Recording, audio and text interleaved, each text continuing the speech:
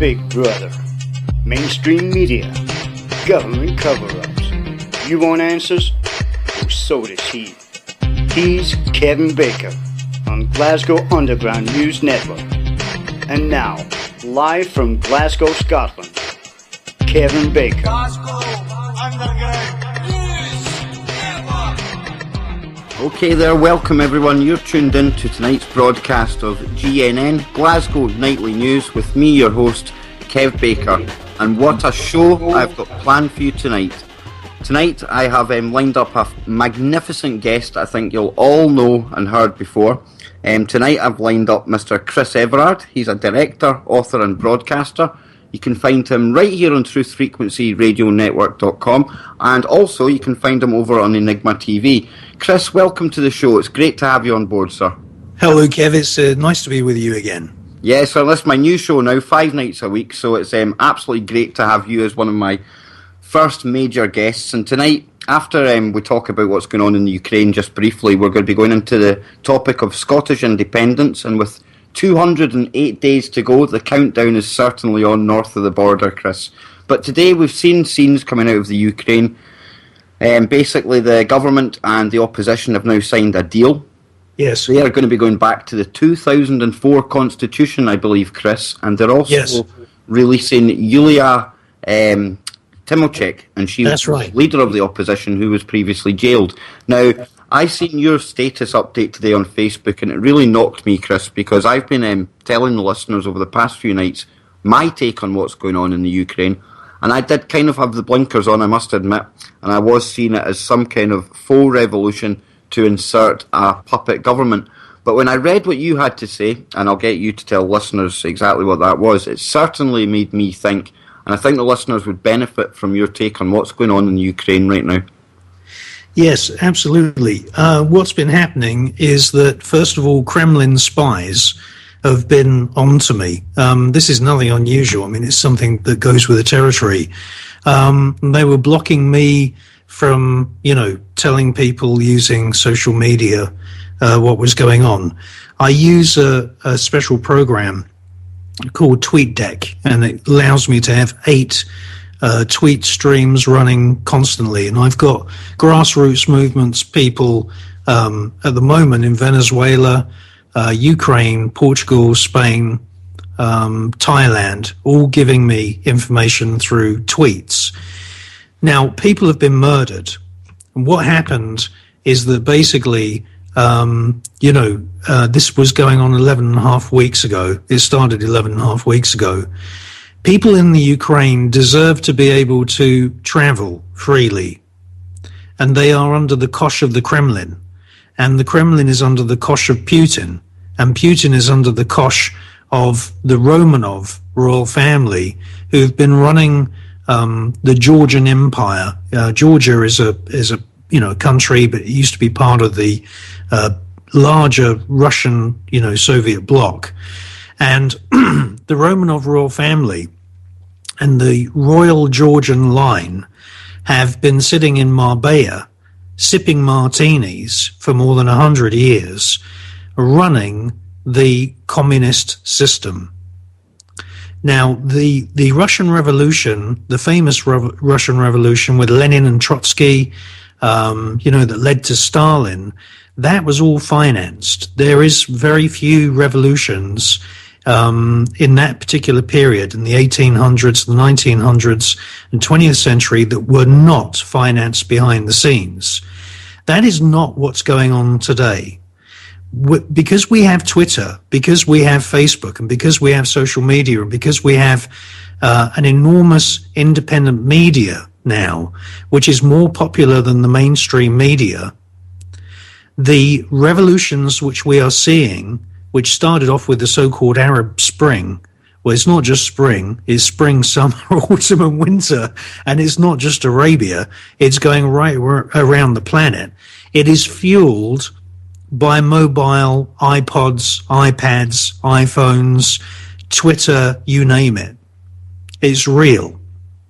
Now, these people that see conspiracies and everything, I'm not one of them. In actual fact, I don't like being described as a conspiracy theorist. I make documentaries and I am basically an investigative journalist. I investigate cults, I investigate secret space projects. You know, I've made films on a wide range of subjects. And one of the series of films which I've been doing is called The Illuminati. It covers the history of these Edwardian, Victorian, and Georgian secret societies that were active before the Russian Revolution. That Russian Revolution with Lenin and Trotsky is all fake. It is what you call Hegelian control of the masses. The Russian Romanovs are the cousins of the Bavarian British royal family, the royal family that sit in Buckingham Palace don't have an ounce or a drop of Scottish blood. They are essentially Germans, and they come from Schleswig-Holstein, which is the home region of the Duke of Edinburgh. He's German, he's not Greek. He's German, he's not Scottish. He's German, he's not British. And he married Princess Elizabeth, that's his cousin. Very often you see them marrying their cousins. She became Queen Elizabeth, and she is from the Saxe-Coburg family. Their name is not Windsor. They adopted the name Windsor because it was embarrassing for aircraft from the German Luftwaffe Air Force to be bombing Europe, and it had some of those bombers were named after some of the hometowns that are part of the Saxe-Coburg Duchy.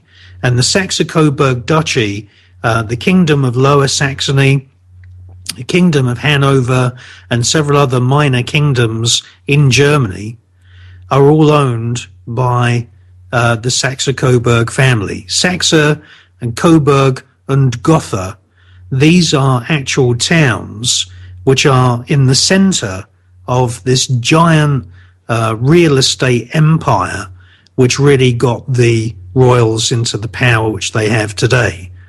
And they are related very closely to King Juan Carlos of Spain, the man who shoots elephants. They are also very closely related to the Netherlands royal family with Prince Bernhard, who passed away. And they are also related to the Swedish royal family. That's the situation. Now, they control South Africa, and that is the country where, you know, just the color of your skin put your life at risk. They are basically running this Hegelian system. Hegel, if you can call him a philosopher, is taught in most universities. It's definitely taught at the London School of Economics, which is where JFK studied. Hegel has a system which they are using. It's basically this, is you create two sides which are seemingly opposing. They're opposing forces. So you have a thesis and an antithesis, antithesis, and they oppose one another, and through the conflict of the thesis and the antithesis, you come up with a synthesis. That conflict rolls out onto the world stage as wars, and it is the royals, and especially the royals from the Saxe-Coburg Gotha bloodline, which are sitting at Buckingham Palace now, it is them who are engineering the wars. They are engineering wars, and they are engineering war zones. Now, all you need to do is double check what I'm saying by looking up Prince Carl Edward Coburg. He's a British prince, Queen Victoria's favourite grandson. And when he was, I think, only 17, he was very young. He left Britain, went to Germany, took control of this enormous real estate empire that's worth not billions but trillions, put on a German uniform, and he and 212 other royal princes in Germany from the sovereign royal houses of Germany, because Germany is made up of lots of these mini kingdoms. They designed and funded the factions that brought European people to their knees. He funded the Nazis. He was a Nazi long before even Hitler came to power. The Nazis would not have existed had it not been for these royals creating them and funding them. Now, at the end of the Second World War, they had achieved basically what they wanted at that stage, which is to crush all of the ancient nations of Europe, the richest nations of Europe, bomb them, destroy homes, get rid of certain factions in society that they did not want. And then the next stage would be to create what Hitler called Ein Volk, Ein Reich, Ein Führer. That means one people, one kingdom, one leader. That's what the EU superstate is. The EU superstate that you see now is the result of that plan, and that's always been the plan. The plan is no different. The plan has always stayed the same. Wow, Chris, that was absolutely amazing. That was a bit of an information download for everyone there. I urge people, if you didn't catch all that, go back in the archive and take notes, because that was some right deep information there. Absolutely fantastic, Chris. Now, see, when we see Obama and the White House chipping in on the Ukrainian matter, is that because they're working, or he's working as a tool of the British Empire then? The USA is and always has been an instrument of Buckingham Palace. There is no independence. It's all a fallacy. Basically, American politics is controlled through a network of fraternities. Most of them, not all of them, but most of them are based at Yale University. And this network of fraternities seed the highest positions of power within the Pentagon, within Washington, Capitol Hill, and also within the interstate governments, like, for example, the government of California, government of Arizona. All of the senior kind of rulers, if you like, are interlinked to those fraternities. And those fraternities, who are mostly at Yale, are interlinked with Germany and the Bavarian fraternities of the 1700s and the 1800s. The US economy was set up as a plantation economy. They brought slaves from Africa over the Atlantic Sea to work very important crops. You know, hundreds, if not thousands of hectares of pineapples, tobacco, you name it. That is essentially what the United States is. It's a plantation economy run by immigrant labor. And it's still the same. It's no different. It's like a free-range prison for a lot of people, especially people that have entered the United States, and there's millions of them who have entered the United States without adequate paperwork. It's like a free-range prison. It's like running free-range chickens. They have freedom, but it's freedom that is held within this plantation-based economy. Yeah, they have and freedom, therefore, every president to actually exercise that freedom in most respects, by all accounts. Yeah, well, you know, I mean, plantation workers are begrudgingly and reluctantly educated. The dumbing down process is being well documented by other people other than me. You know, if you're going to run a plantation mass production economy, the last thing you want is people questioning the authorities which are telling them what to do. And Chris, you were talking before about how these royal families are all interconnected. Yes. Would I be wrong in suggesting that possibly most of the presidents are actually interrelated into that bloodline, the European bloodline? Yes, they are. In actual fact, there's been a few people doing their private studies. Studying this genealogy of the families of the presidents has become a lot easier, mainly because of the internet, because of online translations. What we have is we've got a situation where a lot of those presidents are related to the Plantagenet kings of England. That's going way back in the history of England, back to the time when you had basically two kings at the same time. They were both brothers.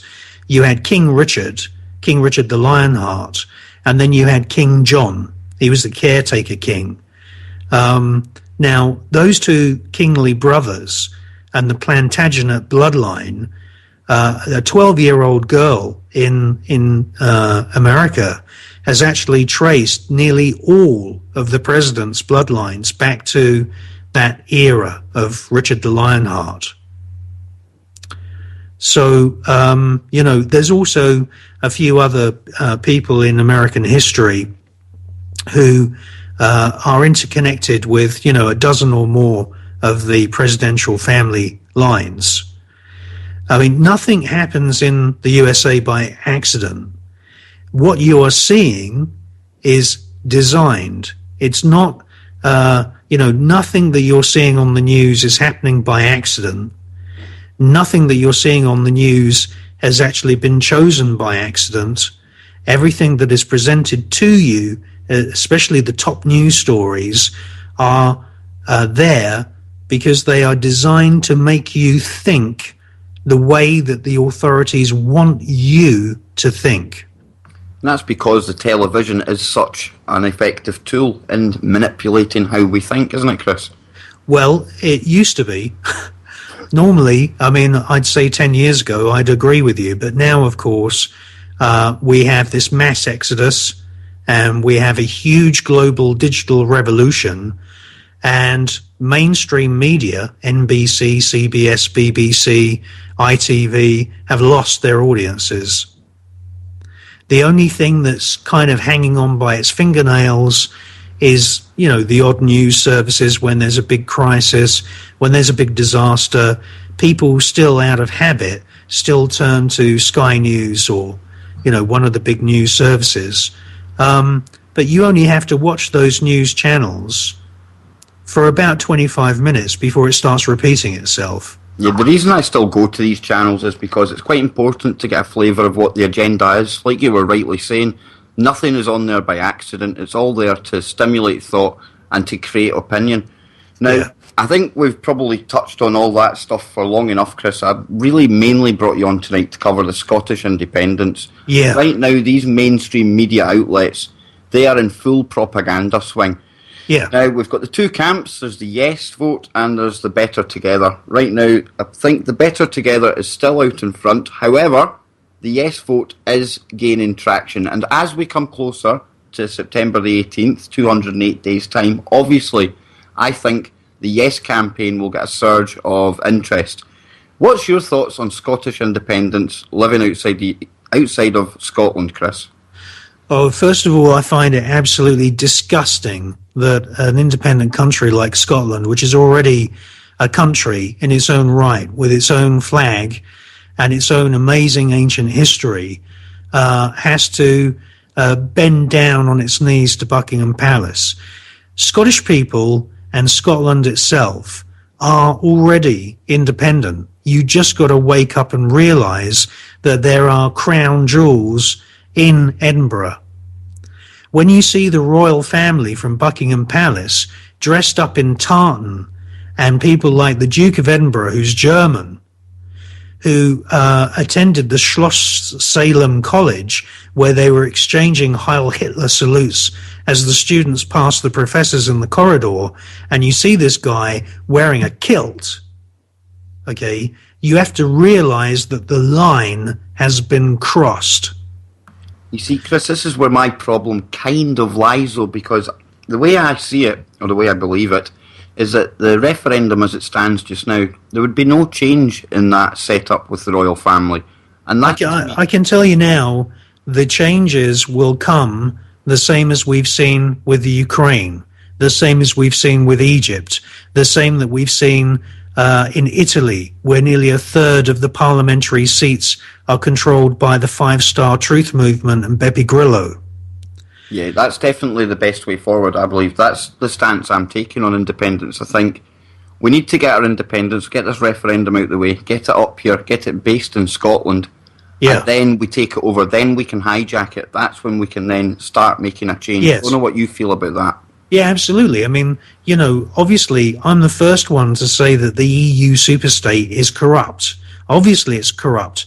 The Parliament has no power. But in a situation like this, with people power, the people must come first. Our lives are very short. You have to live your life in freedom. And so the Ukrainian situation, the Scottish situation, the Egyptian situation is the same for me. You know, we have about 70 active years on this planet. The first 25 years of that, we don't really know what we're doing. We're, you know, messing around with, you know, trying to decide what we're getting up to with our lives. Life is short. Now, the EU superstate is as corrupt as you can ever imagine, and it's designed to be corrupt. And yes, it's controlled by Buckingham Palace. It is a product, the EU superstate is a product of this master plan, the work of ages, of crushing and bringing all of the ancient nations, all the richest nations of Europe, into one controllable state. National parliaments will be dissolved eventually. The EU government are already making noises that their parliament building isn't big enough and they're going to move to the Reichstag in Germany. That's exactly where Hitler wanted to have his European-wide kind of, you know, empire. The Nazi empire was going to be ruled from the Reichstag. That's unbelievable, Chris. I wasn't aware they were actually proposing that. Oh yeah, they've been grumbling on about, you know, they've got 2 parliament buildings and they're saying, oh, and you know, these buildings aren't good enough, and they've said that they're going to go to the Reichstag. Most of the gold from the individual countries at the changeover, where you had, for example, the drachma, the lira, the peseta, all these ancient currencies, at the changeover to the euro, the national gold reserves were shifted from those individual countries either to the Bank of England vaults or to Frankfurt in Germany. So, you know, this is what's been going on. It's been going on for a long time. And this situation with the Ukraine is like this. They are much better off being with the EU superstate, because the EU superstate is trying to put on a mask of democracy, trying to put on a mask of being much fairer than the Kremlin. That means that they have open border policies. That means that a Ukrainian girl, like the girl in the Ukrainian video, and there's all this bollocks that's been posted saying, you know, Obama is funding the People Power movement, like hell he is. You know, people have been dragged out of their beds, taken into a forest, they've been tortured and killed. Just 6 days ago, they were bombing members of the public in the streets of Ukraine. People don't realize how bad it's been. Journalists have been killed, journalists have been beaten, and then I get these idiots posting on Facebook saying, oh, we shouldn't believe that girl because that girl is the daughter of a diplomat. It's nonsense. Yeah, I've seen the stuff flying about that video in question. That is controlled. That is funded. I've challenged all of those people today. Okay, you're saying that the protesters were funded. Where's your sources? None of them have replied, apart from one idiot who said, oh, I can't reveal my sources. It's bullshit. It's conspiranoia. It's a mixture of conspiracy theorization and paranoia. I think where they're getting that from is there was $5 billion put in a fund a couple of years ago, and where that money went is anyone's question, but I think what people are saying is, well, that $5 billion is now going towards paying for these protesters. But if what you are saying is true, Chris, then that's absolutely terrible what's been going on with these people out there, and for once the media has actually been playing it down. You'd think they would actually be showing you that, to actually demonise the pro-Russian stance of the government, would you not think? Well, Putin, remember, is under the control of the Romanovs, and the Romanovs are in Spain, in Marbella, and they are actually preparing to return back and take up residence in the royal residences of St. Petersburg, believe it or not. So we will see Russia become a royal country again very soon. Well, we're just going to be going out to the break in a quick second, Chris, but after the break, we're going to be getting into what kind of economy can Scotland expect to have if we break away from the pound. And also, you were mentioning to me about maybe the idea of a royal ambassador. Oh, yeah. So, if people just want to go make themselves a quick cup of tea, stay tuned. After these short messages, myself and Chris will be back with the second half of this show on Scottish independence and why we have to break away from that royal mob down in England. Welcome back to tonight's episode of GNN. It's the second half of the show. Tonight I'm joined by a fellow host on the network, a director, broadcaster and author, Mr. Chris Everard. Chris, thanks for joining me again. Now, before the break, we were just touching on the Scottish independence stuff. I must admit, though, you've given me a lot to think about on the Ukrainian aspect of things. I must admit I fell into the kind of trap that you were talking about. I did think it was kind of controlled because we're so used to seeing that. And I'm glad I keep an open mind on everything. And I urge all the listeners out there, any of the information you look at, always keep an open mind, because somebody like Chris can come along, give you new information and give you a totally different angle to look at things, and you have to keep your mind open. So I thank you for that, Chris. That was brilliant.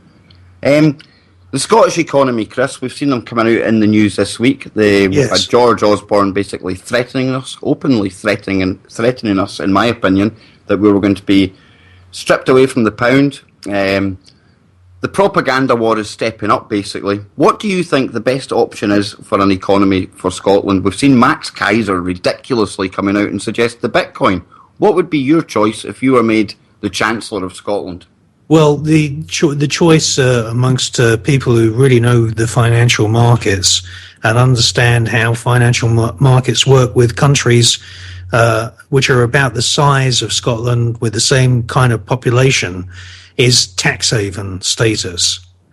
If you have 0% income, you are going to have a huge influx of CEOs, entrepreneurs coming into Scotland, and they're going to want to set up their businesses. Then what you do is you have a corporate tax rate of about anywhere between 5 and 15%.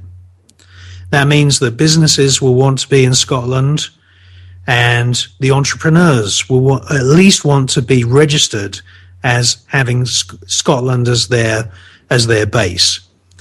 Once you have tax haven status like that, you are off to a flying start. And also the millions of working class people will lose immediately this ball and chain around their ankles where they're paying taxes on incomes. It's ridiculous. But as it stands, we're looking set as if we are actually going to stay with the pound. And the way I believe it at the moment is, right now at least Scotland have some representation on the board of the Bank of England, where they set the interest rates and things. However, under the independence plan, we would be stripped of those seats on the board, and we'd have even less power over the pound. Yeah, you don't need any seats on the Bank of England. What you've already got is you've got the Royal Bank of Scotland there already.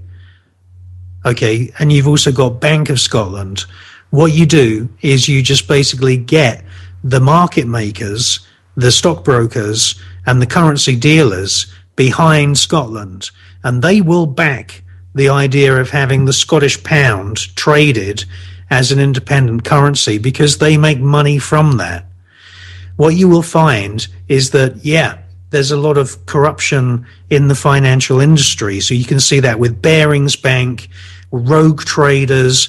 There's a lot of problems in that financial market, but the big banks, I can tell you now, the world of big banks is changing. Not everything is hunky-dory in that world any longer, and we have people like Sir Richard Branson coming in, and he's making statements in his book, what he's basically saying is that the 5 big clearing banks won't be big, and they won't be clearing any longer.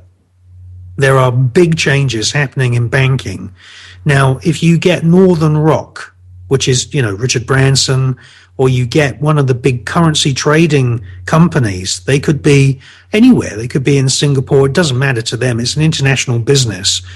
And you get them to get behind the establishment of a Scottish pound. The politicians, who are basically only there because they're just there to get bribes and to be yes men for Buckingham Palace, will be stuck in the middle. Their loyalty and their careers, their big houses, all rely on them being loyal to Buckingham Palace. But they also take huge numbers of bribes from big corporations. And what you'll find is that you will drive a wedge right down the middle of that political class. Half the politicians who've taken bribes through lobbyists from the banking industry will say, yes, I think that the Scottish pound is a great idea as an independent currency. And the other half will say, I don't know, because they're more loyal to Buckingham Palace. That's the way you do it, all right? Money talks. Okay, political bullshit walks. And if you want to create a private currency, you can. And if you want to create a national Scottish pound, which you already have Scottish pounds being circulated, that's what you're going to do. What you can also do is you can have a Scottish euro. You can have a Scottish euro note, which is pegged to the euro, but I don't really think that's a good idea because the euro is a disaster. Yeah, exactly. Look at Spain and everywhere else. I don't think that's the correct road to be going down. What about Iceland, Chris? Do you know much about the model that they adopted after they jailed the bankers and kicked out the politicians? I don't really know very much about Iceland. I'm hoping to go there and learn a lot more about it. Yeah, it seems to me that they've kind of knocked it off the news cycle, and that to me is a red flag in itself, that possibly there's something there that they don't want us to see. Whatever system they've adopted, they don't want people to catch on to that. Yeah. Well, I just want to say that there's many tax havens. The British Isles has a lot of tax havens, okay? You've got Alderney, which is a little tiny island, which is all on its own, actually. It's owned by Buckingham Palace, but they sold the lease to the 2 American twins that designed the Tetra Pak that you get in cartons of milk and cartons of juice. They leased the entire island in the English Channel to those brothers. Then you've got Sark, Guernsey and Jersey, the Isle of Man. Britain's already got several tax havens. And all these places that you've mentioned all seem to do quite well for themselves. Oh, yeah, Switzerland, for a start. It's at the centre of Europe. And, Switzerland does not have oil. Scotland has oil. Switzerland is not really a true country. There is a kind of Swiss language, but it's only up in a few of the hillsides and the mountains there. A third of Switzerland is Italian, a third of it is French, and a third of it is German. And Chris, would I be right in saying that the Swiss actually have a system of government called direct democracy? I don't know too much about it. I believe basically it's any decision that is taken in the Parliament, before they can even put anything to a vote, they actually have to go to regional councils that are set up, and there's a fixed term on how long politicians can do to stop corruption. That would be one thing I would love to see adopted in Scotland. Oh, yeah. Oh, you got to have that. Yeah, because if you keep somebody in these seats of power for so long, they do get corrupted. Oh, of course they do. I remember listening to David Icke, and he was talking about when he joined the Green Party, and he said it was all full of the best intentions, but once you're actually in there taking part in the game, power corrupts, and before you know it, you're just as bad as the rest of them. Yeah, listen, Kev, I've got to say this, right? The only politicians that are even barely trustable are the politicians that have got into office because they have an agenda to break down the political system. They're the politicians you should be looking for. The people that are anti-EU superstate, the people who want to break down the powers of the House of Commons and have a people's parliament. They're the only people. You can count those people on the fingers of one hand. Okay, they're the only politicians that you can trust. People who maneuver themselves into being spokespeople, like David Icke was with the Green Party, essentially you're dealing with it's a kind of show business. People who fancy themselves, got big egos, who've got arrogance to them. They either go into television or they go into politics. Usually the uglier ones go into politics. and the better looking ones go into television. For podcasting myself, so I'll be sticking on this side of the camera. But, really, it's a devil's den.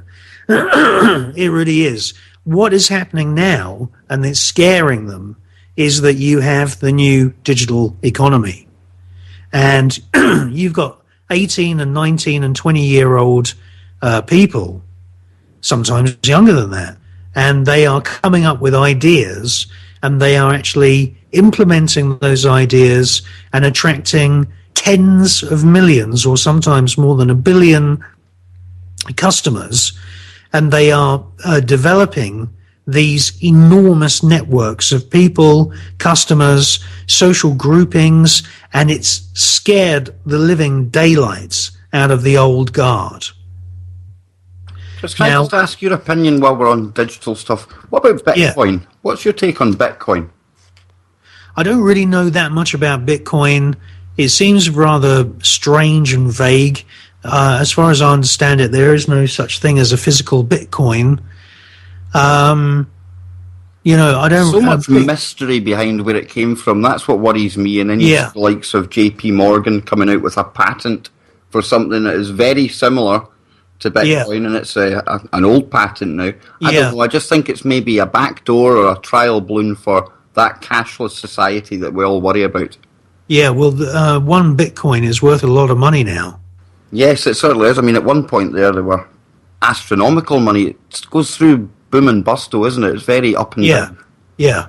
But if we just keep our eye on the tiger, the thing that makes little countries like Liechtenstein become tax havens is because that's the way that they make money out of the financial industry. It means that corporations deliberately register in those tax haven countries and pay every year. Andorra, on the border between France and Spain, is another example. These are tiny countries. They're in remote regions. Usually mountainous regions or islands make good tax havens. They do not have the massive energy resources which you have in Scotland. Scotland is one of the biggest energy-rich countries in the world. There's probably very few countries that can even begin to match Scotland, okay? I can explain that to you because Scottish people have been blinded to it because it's never mentioned on the media. And the politicians, and I don't mean this as an insult to Mr. Salmond or any of the other Scottish politicians, but they are not educated people. You don't need to have any actual qualification to become a minister or a politician. That's our system. And these people are not well read. They're not well travelled. They're very manipulable. And all political careers go through the same kind of envelope shape, if you like. At the beginning, they want to be helpful to the people. When they get into power, they forget about the people. They do the minimum amount of work, and they just coast it, earning a huge amount of money. When they get into their twilight years, and most of those Scottish politicians are now in their twilight zone, if you like, and they can see the beginning of the middle, beginning of the end. What they try and do is they try and really take chances, and they start taking huge bribes. And one of the biggest bribery industries is the nuclear industry, which is controlled by people like EDF, which is the French government kind of, to call it a mafia is being polite, And these politicians in Scotland will start taking bribes. And I think I saw a headline the other day that they're thinking of having nuclear power stations in Scotland. That is a crime against humanity. Dounreay has already got signs on the beach saying you mustn't swim in the water and that there are radioactive particles on the beach. Dounreay was an enormous disaster. It could have actually wiped out most of Sweden and Scotland. It's a nuclear disaster. It's a fast breeder reactor that went completely wrong. It's poisoned that part of Scotland. There's D notices. I'm one of the very few people who talk about it. I will speak about these things. Those types of gag orders don't affect me. And I can tell you now that Dounreay, you must never have nuclear power in Scotland. You do not need it. The reason that Scotland is so much richer and has so much more potential than Switzerland is because not only can you make yourselves a tax haven, not only can you make the Scottish pound independent, but you can also have ethanol production. You've already got all the equipment there. Every single whiskey distillery can make ethanol. Ethanol is above 96% pure alcohol. Toyota, Hyundai, Honda, Bentley even, they're all making neat ethanol engines. And this is going to be a huge market. This is why there's so much tax on alcohol, because alcohol is a fuel and it's a great alternative to petrol. So what they do is they tax alcohol, and even if you make alcohol in your own home, they even tax that if they can, prove that you've done it or prove that you've sold it to someone, because they want to control the hydrocarbon economy. Now, where does North Sea oil come from? Yes, it comes from near the estuary of the Thames, but a huge amount of North Sea oil, it shouldn't even be called North Sea oil, it should be called Scottish oil. And this is why Scotland has been controlled by Buckingham Palace. They're not interested in the Scottish people, not interested in, the affairs of Scotland. All they want is the tax income of the working class families and that Scottish oil. That's what they want. Now, Scotland is also wind power rich. It's also wave power rich. Well, trust me, it's wind power rich, okay? It's plenty of wind up here, Chris. Absolutely. Definitely. Absolutely. And of course, there's a lot of wind turbine technology now, which when you set up those wind turbines, it actually reduces the wind in urban areas because the wind has been absorbed by the wind turbines. And all these people who are paid off, and they are the paid opposition to the new ecological economy, who say, oh, wind turbines are ugly, wind turbines make a lot of noise. Well, I got news for them. There are wind turbines which fit on existing motorway signs. There are wind turbines that create about 5 kilowatts of power that can be added to the bridges that are already going over all the motorways. There are wind turbines, small ones that you can put that are cylindrical, and you can line the entire length of a motorway with those cylindrical vertical turbines. They reduce wind on the actual road and they power all of the street lighting. Instead of driving dangerously in the dark on a motorway, we'll be able to have LED wind powered lighting. Yes, I think this is the kind of stuff that we should be looking at, and this is the kind of topic that really motivates me. It's a bit utopian, but I'd love to see Scotland returning to the days where we had great inventors and we were at the forefront of innovation. And we could listen, Kev, without Scotland, all right, the world would be virtually Neanderthal. And this is what Scottish people do not realise. The family of Graham Alexander Bell, his family come from Scotland. John Logan, and he invented the telephone, all right? John Logie Baird was Scottish, and he invented television. He also invented infrared. He was also instrumental in the development of radar as well. John Logie Baird. He's been written out of history. We truly have been at the forefront of invention. Oh, and I'd love to see us maybe going forward and even trying to harness free energy. That would be brilliant. That's the kind of Scotland I would like to see. And that's why I think it's so important, like you say, we break away from England and the rest of the Union, and then we hijack it. Because just today, Chris, here's an example of what's ahead for Scotland under this independent government. They're actually assigning a named guardian to every child in Scotland up to the age of 18. That's actually going to be either a teacher or a health worker who will oversee and liaise with families and the government, basically. And they will be dictating how to bring up your child. I mean, that's the kind of nanny state mentality that we've to look forward to. If we get independence and just sit back and accept it at that level, we need to get our independence and then get active again. Listen, right, Kev, seriously, education. That's what Blair said. And he is right about that. But, you know, his idea of education is that every school is a business. Okay? Getting kids into a regimented attendance is really the baseline of what I call the education economy, because what they're doing is they're fining parents when their kids aren't at school. And the reason they're doing this regime now is because the schools are really already their private trusts, and those private trusts are going to become corporations.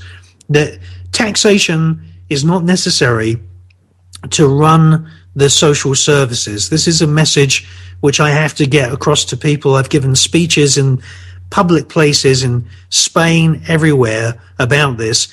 Taxation is not about running the social infrastructure. They use that as an excuse. Okay? Taxation is a weapon, and it keeps the poor poor, and it keeps the rich richer. Big corporations, like we saw with Starbucks, like we see with Google, who are in front of the Parliamentary Accounts Committee, they run what you call Dutch sandwiches. They register themselves in these tax havens. They do not pay tax. Tax is a weapon used to suppress people. All right. What the speeches that I give is very simple, and Bill Hicks said the same thing as well. It's not always about freedom, okay? There's a lot of great truth pages on Facebook and things like that, and they're always talking about freedom. It's not always about freedom. It's about how much money you've got in your pocket. If you want to travel, you want to see the world, you try leaving Scotland and doing a trip around the world when you haven't got a penny in your pocket. Try walking down the road when you haven't got a penny in your pocket. It's not so much about freedom, it's about money. And it's about the money that is in the pockets of the working classes. And income tax is a weapon that steals that money even before the wage packet has been opened. That's what it's all about. Okay? So you must have a tax haven. All right? You've got to stop the stealing of the working class people's money. You've got to make the working class people rich. You've got to return, the middle classes. You won't have a lower working class any longer at all in Scotland once you're a tax haven. You've got to really attract really great minds. And like one of the greatest minds as well, Stevenson, the steam train, it's Scottish. Now, can you imagine a world with no trains, no telephones, and no television? All right, that's a world without Scottish brains. You've got to get those people back into Scotland, and you've got to eliminate taxes. That's the way you do it. Yeah, well said, Chris, and that's a brilliant way to think about taxation, actually. I'd never thought about it as weaponised, basically. That's what they've done to it. Of course it is. Well, we're just going to be wrapping up, Chris. Now, you've obviously got your show right here on Truth Frequency on a Sunday. Yes. What is it you're going to be covering this week, sir? I have a guest, Mr. Brooks Agnew, who's a PhD, and we're going to be talking about all kinds of ancient legends of the Hollow Earth and Tibetan culture and Buddhism and all that kind of thing. Well, I urge all the listeners to definitely tune into that. Now, Chris, do you want to give a shout-out to where people can find you? Yes, I think the best thing is if you go to the Enigma channel. That's EnigmaTV.com, EnigmaTV.com, EnigmaTV.com, or you go to ChristopherEverard.com. Well, Chris, I want to thank you so much for joining us tonight. Both myself and the listeners got so much from your information. You're absolutely one of the most tremendous guests to have on. It's been a pleasure just to sit here and listen to you, basically. I hope you'll come back on again sometime. Absolutely. I'd love to share some of your information with the listeners. Absolutely. Well, let's do a monthly show leading up to this vote and see whether we can influence the vote. That sounds fantastic. That's a date. Will you send me an actual MP3 file of this show, Kev? Yes, I certainly will, Chris. Okay, that's great. Just 5 minutes after the show, I'll have that with you. I want to thank all the listeners for tuning in tonight. Don't forget, straight after my show, you can catch Joe Joseph on the Freedom Link. Don't miss that. On Sunday, between 6 and 8 p.m. UK time, you can catch Gun, Glasgow Underground News Network, with Kip and the rest of the gang. Straight after that, from 8 till 10, is the guest tonight, Mr. Chris Everard. So be sure to tune in to all that, folks. And remember, visit truthfrequencyradio.com. Spread this website across social media. The only way we can keep afloat, guys, is if you can donate anything you have at all. That would be much appreciated. And again, thank you all for tuning in. Next week, I've got a guest lined up to come on and speak about Common Core. She's in Texas. I've got Scott David Murphy. He's going to be coming on. He's a constitutional lawyer from the US, and he is going to be talking about the Lisbon Treaty and how it is a backdoor into the United States of Europe. So do not miss that. So for another night, folks, it's been fantastic. Chris, thank you so much for joining us.